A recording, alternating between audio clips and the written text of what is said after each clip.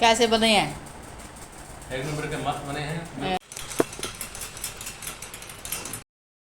सो हे friend, good morning. कैसे हो आप सभी? उम्मीद है कि आप सब लोग ठीक होंगे। सो यहाँ पर अभी मैं बनाने जा रही हूँ, पकोड़े की तैयारी कर रही हूँ। पकोड़े बनाने के लिए स्पेशल क्या है वो थंबनेल देखकर आपको लोगों को पता चल ही गया होगा। तो आज आया था हमारा भाई, तो मैंने उनके लिए स्पेशल पकोड़े ही बनाए थे और चटनी बनाई थी मैंने हरे धनिए की।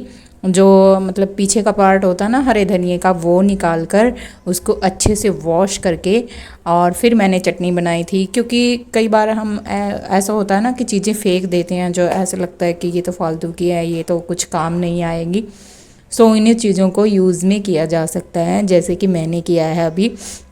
और जो इसकी जड़ें थी ना, और मैंने उनको गमले में भी लगा दिया है, क्योंकि जड़ तो आसानी से हो जाती है। और ये बारिश का मौसम है, मतलब मेरे यहाँ तो 6-7 दिन से बारिश लगातार हो रही है, मतलब बूंदाबांदी है।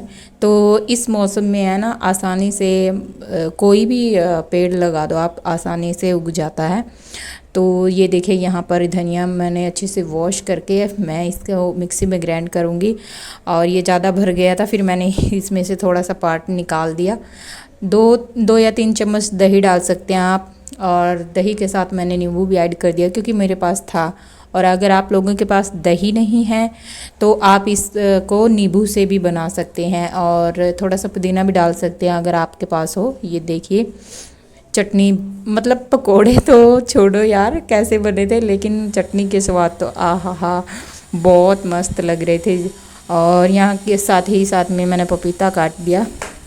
तो यहाँ पर मेरी बेटी मांग रही थी तो उसके लिए, तो यहाँ पर देखिए थोड़ा थोड़ा करके, मतलब हमने यहाँ पर पकोड़े बना दिए अच्छे से। और बारिश के इस मौसम में लगते भी अच्छे हैं। तो भाई हमारा टाइटल देख के आप लोगों को समझ में आया है कि भाई इतने सालों के बाद क्यों आया है। तो मैं आप लोगों को बता दूँ गाइज़, क्योंकि पिछले साल है ना हमारे यहाँ जो चीज़ें हुई थी वो, मतलब मैं बताना भी नहीं चाहती हूँ, इतनी चीज़ें ख़राब हो चुकी थी ना, बहुत ज़्यादा। और फिर अब की बार आए हैं सावन के महीने में कोतली वगैरह लेकर, तो चीज़ें ख़राब होने के कारण माइंड है ना इतना स्ट्रेस हो जाता है कि बहुत ज़्यादा। और हम पहले किराए के मकान में रहते थे, मैं आप लोगों को बता दूं। तो हमें करीब 2 साल हो चुके हैं ये मकान लिए हुए, और 2 साल के बाद पहली बार भाई हमारे घर पर आए थे। तो खुशी तो होती है इतने सालों के बाद, लेकिन थोड़ा सैड भी थे हम, नाराज़ भी थे कि इतने दिनों के बाद आए हैं। हम फ़ोन करते रहते थे कि आ जाओ आ जाओ। एक तो दूर हो गया, रीज़न ये है 4-5 घंटे लग जाते हैं। पास में हो तो बंदा यूँ सोचे कि चलो भाई चले जाएं, लेकिन दूर हो तो थोड़ा आना भी मुश्किल हो जाता है। तो ये देखिए, फिर आप लोगों को पता ही है पकोड़े या कुछ भी, अब हम कोई भी रेसिपीज़ बनाते हैं तो उसके बाद है ना हमारे किचन का क्या हाल होता है उसको समेटने के लिए बहुत सारा टाइम लगता है। तो मैंने सोचा झाड़ू पोछा मैं बाद में कर दूँगी, सबसे पहले मैं किचन को ही समेट लूँ। ये देखिए यहाँ पर, तो वैसे तो मेरा ये रोज़ का काम होता है। और या आप लोगों को पता ही है कि कैसे करते हैं, तो एंजॉय कीजिए।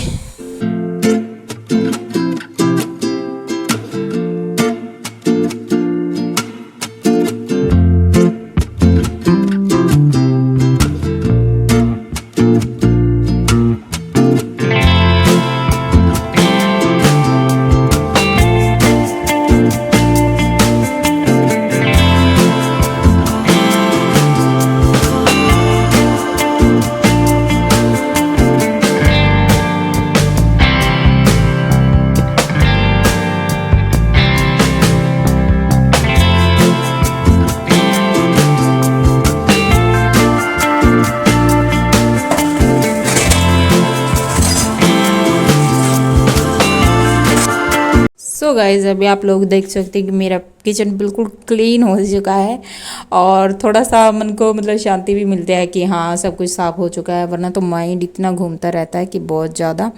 और फिर ये मैंने शाम का वीडियो शूट कर दिया था, और यहाँ पर खाना वगैरह खा रहे थे हमारे भाई। और क्योंकि मैंने नीचे ही लगा दिया था, पता नहीं क्यों माइंड में ये नहीं आया कि ऊपर बेड पर रख दूँ, बट कोई नहीं, इट्स ओके, चलता ही है, क्योंकि धरती माँ से हम जुड़े हुए हैं तो थोड़ा सा जुड़ना भी बनता है। तो यहाँ पर काम काज करते हुए तो सबसे पहले मैंने इसको मतलब आटे को अपनी इसमें ड्रामी वगैरह बोलते हैं, जो भी बोलते हैं, उसमें रख दिया। और थोड़ा बहुत गिर भी गया था तो वो मैंने अच्छे से क्लीन कर दिया। फिर मैंने चाय भी बनाई थी साथ के साथ में बेटी के लिए। और भाई के जाने के बाद फिर मैंने कपड़े धोए, क्योंकि माइंड है ना मेरा बहुत ज़्यादा मतलब यूँ हो चुका था कि पता नहीं क्या क्या माइंड में चीज़ें घूम रही थी। तो मैंने सोचा कि इससे तो बढ़िया है कि हम काम लग जाएं तो हमारा ध्यान बटा रहता है। क्योंकि होता है ना, कोई 2-3 दिन आपके पास रह ले तो मतलब भुलाना या माइंड में बार बार वही चीज़ें घूमती रहती हैं, और बहुत मतलब कि बहुत ज़्यादा होता है। तो यहाँ पर हम कपड़े सुखाने के लिए आ गए हैं छत पर। धूप तो आजकल बिल्कुल भी नहीं निकल रही है, क्योंकि आप लोगों को पता है सावन का महीना है, तो हमारे यहाँ तो बारिश हो ही रही है, धूप निकलने का नाम बिल्कुल भी नहीं ले रही है। और 2 से 3 दिन लग गए मेरे। तो कपड़े सुखाने के बाद मुझे लग चुकी थी बहुत ज़्यादा भूख, तो यहाँ पर मैं घेवर कर रही हूँ। तो आप लोगों से रिक्वेस्ट है कि वीडियो को लाइक, शेयर और कमेंट ज़रूर करना, क्योंकि लाइक तो कोई भी नहीं कर रहा है। तो मिलती हूँ आपको नेक्स्ट वीडियो में, तब तक के लिए बाय बाय।